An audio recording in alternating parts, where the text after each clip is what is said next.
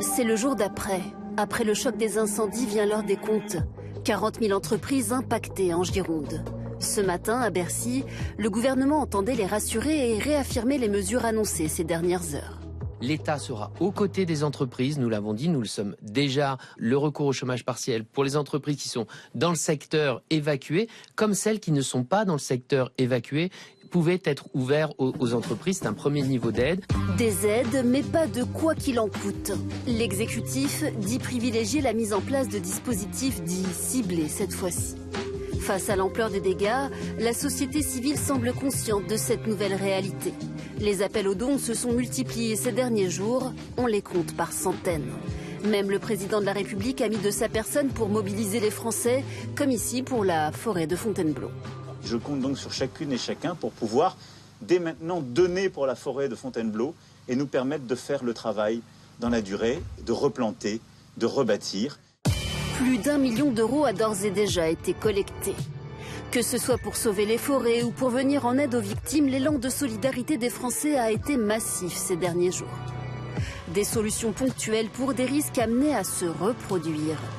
Face à ce constat, c'est tout le système de prise en charge de ces sinistres qui doit être revu selon certains. C'est le cas de cet assureur. Un assureur doit tout faire pour rendre les choses assurables. Mais il n'est pas le seul acteur pour qu'on puisse maîtriser les événements, leurs charges et leurs impacts. Il faut que les collectivités locales soient impliquées, il faut que l'État puisse agir, il faut que chacun se sente concerné. Alors, qui pour payer? Face au risque accru d'incendie et de canicule, faut-il repenser tout le système de protection? Les élans de solidarité sont-ils une réponse au manquement de l'État? Voilà, et pour en débattre ce soir, nous recevons Jade Grandin de L'Éprevier. Bonsoir. Bonsoir. Vous êtes journaliste environnement et économie à l'Opinion. Selon vous, tous les secteurs d'activité de la région sont impactés et on ne pourra pas sauver toutes les entreprises de la faillite. On parle au minimum, dites-vous, de dizaines de millions d'euros de pertes avec possiblement 50 à 100 millions de pertes, rien que pour le tourisme.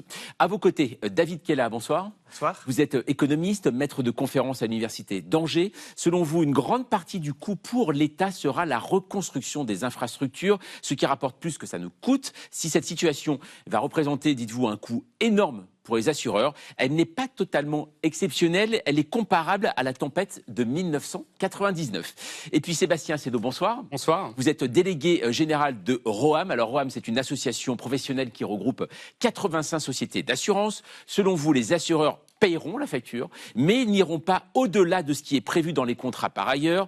La solidarité citoyenne représente, dites-vous, une fierté nationale, mais cet élan ne doit certainement pas devenir un socle sur lequel on capitaliserait pour l'avenir. Et pour entamer ce débat, c'est avec vous, Hélène, et les chiffres du jour. Oui, regardez, 19 500 entreprises fermées.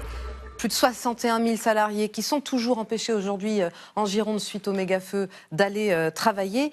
Pas de chiffre encore global sur le coût de ces incendies. Est-ce qu'on peut imaginer, Sébastien Sédot, qu'il se rapproche ce coût de ceux de 2022 par exemple, où là aussi il y avait eu des méga-feux dans les Landes, ou alors est-ce que ça sera, on le sait déjà, pire?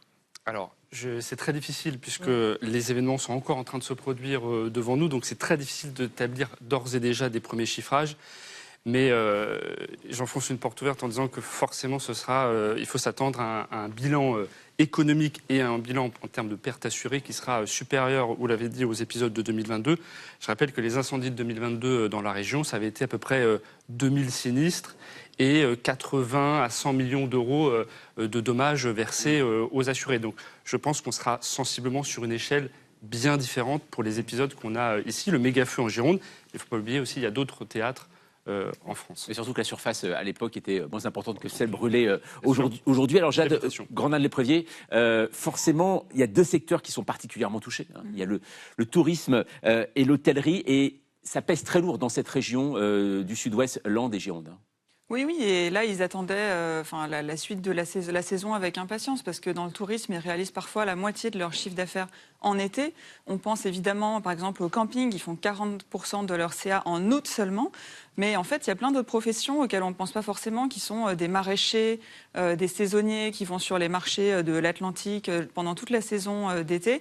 Toute une économie comme ça de services, ça peut paraître caricatural, mais des professeurs de yoga ou de surf. Bien sûr, oui. Et pareil, on sait que c'est une région où il y a beaucoup d'activités dans le vin. Oui. Il y a beaucoup d'événements normalement. Et du coup, quand il y a de l'événement, il y a de la communication, des traiteurs.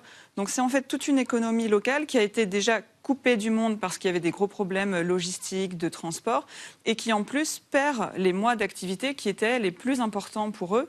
Et en effet, le chiffre, c'est que c'est des dizaines de millions d'euros potentiellement de pertes pour le tourisme, avec une crainte à moyen long terme, c'est que les touristes ne reviennent pas parce qu'ils auront peur qu'il y ait des feux comme ça chaque année qui gâchent leurs vacances. Pour 2027 notamment.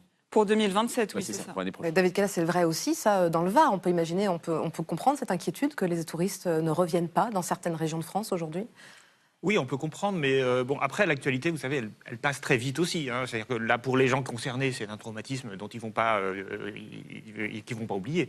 Mais pour ce qui est des touristes, voilà, je ne suis pas certain que les touristes arrêtent de venir dans le sud-ouest à cause de ça. Par contre, parmi les coûts, on n'a pas parlé, mais la filière bois, c'est très important dans la région Nouvelle-Aquitaine. À la fois le bois d'œuvre, mais aussi la papeterie, tout ce qu'il y a autour. J'ai regardé ce matin, c'est quand même 10 milliards de chiffre d'affaires par an autour de la filière bois, 56 000 emplois. Et là, on a quand même 10% de la forêt, plus de 10%, qui a brûlé. Hein. Et justement, par rapport à tout ce qu'on vient de dire, là, David Callas, on a déjà connu un tel choc économique sur une seule région, comme ça? Alors, lié à une catastrophe climatique, pas à ma connaissance. J'ai pas de. Là, effectivement, c'est très concentré. Bon, encore une fois, on ne connaît pas le coût total, sûr, ouais. Mais le coût, il est à la fois les pertes de touristes et tout à l'heure, voilà, enfin, vous l'avez très bien dit, il n'y a pas que le tourisme au sens strict, c'est-à-dire l'hôtellerie et la restauration. Il y a aussi tous les services autour. Et puis voilà, la filière industrielle du bois. Et puis après, il y a aussi des destructions dans des zones d'activité. Et donc là aussi, on a des entreprises qui ont pu voir leur entrepôt disparaître à cause des incendies. Sébastien Seydoux, il faut s'attendre à de la casse, à des faillites. Alors, il peut y avoir, je ne suis pas devin, mais je pense qu'il y aura des entreprises qui, dès lors que vous baissez le rideau et qu'il y a une rupture d'activité totale où il n'y a plus de chiffre d'affaires, si la trésorerie de ces entreprises était déjà un petit peu fragile avant la saison, l'événement et l'épisode qu'on a devant nous est un facteur aggravant qui peut pousser peut-être certaines entreprises dans des situations très difficiles. Après, il y a un certain nombre de mesures qui sont mises en place à la fois par les pouvoirs publics et aussi par les assureurs pour essayer d'absorber au maximum la crise, mais c'est un scénario qui est bien sûr possible. Dire qu'il y aura zéro faillite, je pense que c'est un petit peu naïf comme lecture. Alors à propos justement on va dire des situations, des annonces qui ont été faites ce matin, notamment Jade Grandin de l'Éprevier. On va regarder quelques-unes qui ont été annoncées. En effet, on le voit il y a donc du chômage partiel, il y a aussi des aides d'urgence pour les travailleurs indépendants, le report aussi de certains prêts bancaires pour les particuliers. Ce genre d'aide, aujourd'hui, on sent, est-ce que ça peut vraiment donner aujourd'hui de l'oxygène ou alors c'était le minimum aujourd'hui que l'État pouvait faire? C'était important de le faire. Après, la question, c'est sur quel périmètre ils le font. C'est un peu ce qu'a expliqué le ministre de l'économie, Roland Lescure, ce matin. Il a dit, tout ce paquet d'aides, pour le moment, c'est uniquement pour les entreprises qui ont soit brûlé, soit ils sont dans les zones évacuées. Mais il y a beaucoup d'autres entreprises qui sont touchées. Donc oui, c'était le minimum. Et maintenant, il y a une vraie discussion un peu politique et économique avec les secteurs concernés, parce qu'il y a beaucoup d'entreprises qui n'étaient pas en zone évacuée ou affectées par les flammes, qui en fait n'ont plus d'activité parce que les gens sont partis, leurs salariés ne sont plus là, ils ne peuvent pas travailler en extérieur, ou alors on doit leur donner des masques FFP2. Donc le problème, c'est qu'il y a beaucoup d'entreprises qui sont affectées par cette crise, mais qui n'ont pas forcément le droit à tous ces dispositifs publics. Il y aura une question sur l'indemnisation qu'elles pourront avoir de la part de leur assureur. Et c'est pour ça aussi que, économiquement, la facture risque un peu de s'étaler. Et ce n'est pas un quoi qu'il en coûte comme pendant le Covid où tout était pris en charge. Certains ont demandé le quoi qu'il en coûte, on l'a entendu, comme au temps du Covid. C'est la réponse du ministre de l'économie ce matin était assez claire, je vous propose de la regarder.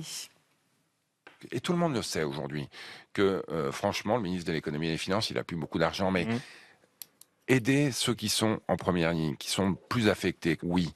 Arroser de manière indéfinie des gens qui souffrent et des gens qui, il faut le reconnaître, souffrent moins, ça serait pas raisonnable aujourd'hui. Je pense que tout le monde peut comprendre que face à cette situation exceptionnels. Il faut des dispositifs exceptionnels, mais bien ciblés, qui sont adaptés aux situations des uns et des autres. Je pense que c'est du bon sens.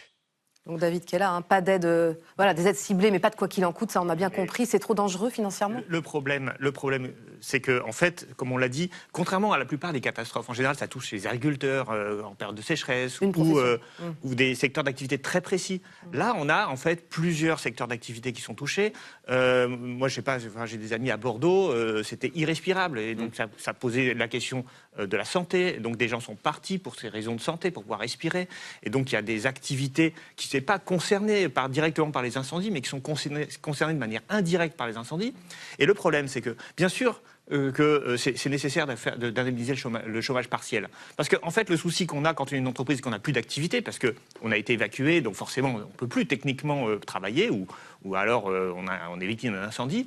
Donc forcément, le fait d'avoir des chômages partiels financés par le gouvernement, ça permet de garder les compétences. Et une fois à la reprise, de pouvoir recommencer l'activité lorsque les conditions le permettent.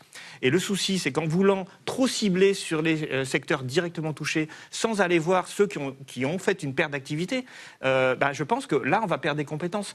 Donc l'idée d'indemniser... Non, mais je pense par exemple, vous êtes, je sais pas, une brasserie au centre de Bordeaux, vous n'avez plus de clients, mais vous n'êtes pas directement concerné par les incendies, parce que l'air est irrespirable. Donc forcément, là, il y a quand même des questions qui se posent. Si vous avez des faillites de commerce qui sont liés indirectement aux incendies, mais que vous n'êtes pas dans le périmètre des aides, c'est quand même un peu dommage. Sébastien Sado, c'est entendable, ça, le côté ciblé plutôt que général, en disant en effet, on va faire des cas particuliers, en effet, ceux qui sont le plus touchés doivent davantage toucher d'argent que ceux qui sont éloignés et qui auraient moins subi. Alors après, c'est la responsabilité de l'État de cibler ou pas tel ou tel dispositif. On a bien compris que le quoi qu'il en coûte ne s'appliquerait pas à l'échelle de cette crise. Après, nous, c'est la réponse que les assureurs, en tout cas ceux qu'on représente, peuvent faire. C'est dans le cadre de ce que prévoit le contrat aujourd'hui. Quand votre maison a brûlé, bien sûr, vous êtes indemnisé au titre de la garantie incendie de votre contrat. Je rappelle, c'est pas une catastrophe naturelle, c'est une garantie bien spécifique de votre contrat. Et lorsque vous êtes un professionnel ou une entreprise, c'est votre contrat multirisque professionnel qui est appelé en garantie. Mais là, cette fois-ci, les cas de figure sont très différents. Votre commerce a été brûlé, vous êtes indemnisé par cette garantie incendie. En revanche, vous êtes une entreprise, vous avez dû baisser le rideau parce que c'est la conséquence d'une évacuation, d'un ordre d'évacuation, vous êtes indemnisé. En revanche, pour ceux qui auraient une baisse dans l'hôtellerie, par exemple, une baisse d'occupation et des annulations de réservations en cascade, ça, cette perte économique... Il a quand même fallu, excusez-moi, je vous interromps, il a quand même fallu vous tordre un peu le bras, les assureurs, le gouvernement, quand il a fallu reloger dans l'urgence. Alors, je ne sais pas, j'étais pas dans cette réunion à Bercy, donc je sais pas, moi, en tout cas, on m'a pas tordu le bras. L'engagement qui a été pris par la profession dès lundi, c'est effectivement d'allonger les procédures d'indemnisation jusqu'au 31 août pour les déclarations, et puis la prise en charge des frais de relogement pour les 220 000 évacués sur une durée de 3 semaines. Alors, c'est une disposition, alors il faut aussi laisser le temps aux assureurs de se parler aussi entre eux. Donc là, c'est un engagement qui a été pris par tous les assureurs. Et d'autres ont pris ensuite des mesures plus individuelles, d'initiatives, de solidarité en direction de leurs propres assureurs. Alors, ça paraît étonnant, Jade Grandin, l'éprevier, vous venez de le dire, Sébastien Sado, ce n'est pas une catastrophe naturelle. Ça paraît étonnant d'entendre ça, parce que là, en effet, on a l'impression, et en effet, les incendies comme les méga-feux ne sont pas considérés comme des catastrophes naturelles, comme les inondations, les tempêtes. Est-ce qu'il faudrait que ça change maintenant, parce qu'on a du mal à le comprendre, c'est vrai, là. Oui, là c'est un peu une dénomination administrative, c'est-à-dire c'est pas dans le régime CatNat. Et pourquoi il y a une vraie question, et d'ailleurs ça répond aussi à votre question. Catastrophe naturelle, donc CatNat. Oui, pardon, CatNat, c'est pour catastrophe naturelle, qui est un régime d'indemnisation spécifique pour des catastrophes qui sont tellement énormes, qui causent tellement de dégâts que c'est un peu public et privé. Et le problème qui se posera à long terme, c'est qu'on sait que les méga-feux vont devenir beaucoup plus fréquents. En fait, les vagues de chaleur en France vont être multipliées par 5. Il y aura un risque de départ de feu qui va aussi être démultiplié à cause des sécheresses à répétition qui fragilisent la végétation, à cause du manque des précipitations un peu erratiques. Donc, il risque d'y avoir beaucoup plus de méga-feux. Est-ce qu'on peut se permettre, à chaque fois qu'on aura ça, alors que ça va se démultiplier, de garder ce système actuel où on voit bien qu'on est quand même dans l'urgence, avec des dispositifs d'urgence. Et je pense que c'est pour ça que l'État fait très attention à ce qu'il promet, parce que le risque, c'est que l'année prochaine, ça soit pareil et qu'on lui dise je veux, moi aussi, mon chèque, faites comme vous avez fait en 2026. Mais si ça se multiplie, il faudra que l'économie soit plus résiliente et en effet qu'on vérifie que ça soit toujours assurable alors que ça sera démultiplié. Justement, on va voir ça avec vous, Julia, qu'avec ces catastrophes naturelles qui s'enchaînent été comme hiver, eh bien, les assurances habitation explosent. Oui, plus 13% cette année selon une récente étude. En moyenne, les Français déboursent 310 € par an et par logement. C'est 36 € de plus que l'année dernière tout de même. Une hausse qui est liée, vous l'avez expliqué, à la multiplication des feux de forêt, des inondations ou encore des vagues de grêle. Et sans surprise, c'est dans le sud que les assurances sont les plus chères. Et à contrario, l'ouest est plus épargné. Alors concrètement, en Corse par exemple, il faut compter en moyenne 361 € par an en assurance habitation contre seulement 244 en Bretagne. Et l'Île-de-France, vous allez le voir, est un cas très intéressant car il montre l'évolution des tarifs des assurances habitation en fonction du contexte climatique. Historiquement, le tarif des assurances augmentait surtout en Seine-Saint-Denis, département touché par les cambriolages. Sauf que cette année, c'est en Essonne et en Seine-et-Marne que la prime augmente le plus, avec une hausse de 20%. Pourquoi ? Eh bien parce que ces territoires ont été particulièrement touchés par les inondations récemment. Alors cette année, tous les Français vont être touchés par ces augmentations. Toutes les régions sont soumises, donc, comme je disais, à ces hausses de prix. Selon un sondage réalisé en juin par un assureur, 81%, 8 Français sur 10, eh bien, craignent que les assurances habitation deviennent tout simplement inabordables.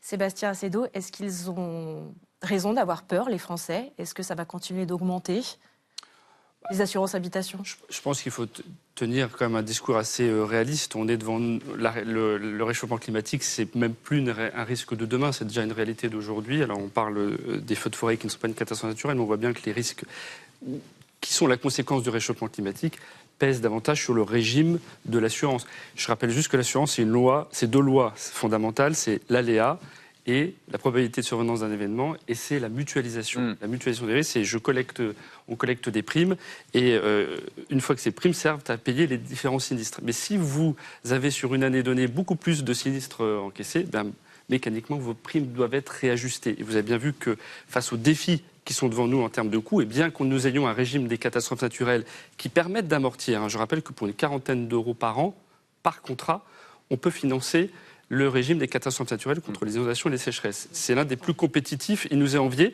mais vous avez raison de dire que l'équilibre économique aujourd'hui, il est un peu sous tension, effectivement. On dit, David Kella, que c'est un système qui nous est envié dans d'autres pays, ce système mutualiste quand même, qui est une particularité française. Oui, c'est le principe des assurances. Par définition, on mutualise les risques. C'est mis à mal, clairement, et c'est menacé à terme. Oui, bien sûr. Mais je voulais revenir sur le régime catastrophe naturelle. En fait, c'est parce que l'assurance couvre déjà les incendies, l'assurance de base. Et en fait, le problème pour lequel on a besoin d'un régime spécifique, c'est que les inondations, les sécheresses, des choses comme ça, ou des phénomènes extrêmes n'étaient pas couverts. Un incendie, ça reste pas, c'est pas un phénomène extrême, c'est un phénomène normal en fait. Il y a des incendies en général.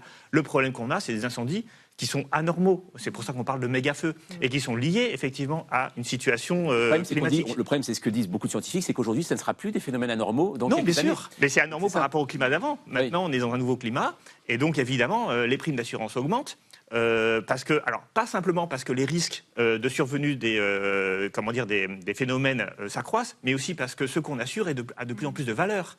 Et là aussi, on voit que les catastrophes naturelles ou les incendies détruisent de plus en plus de valeur, mais parce qu'en fait, à la base, il y a de plus en plus de valeur. Et ça, c'est logique dans une économie en croissance. Les maisons sont plus grandes, plus belles, avec plus d'objets dedans.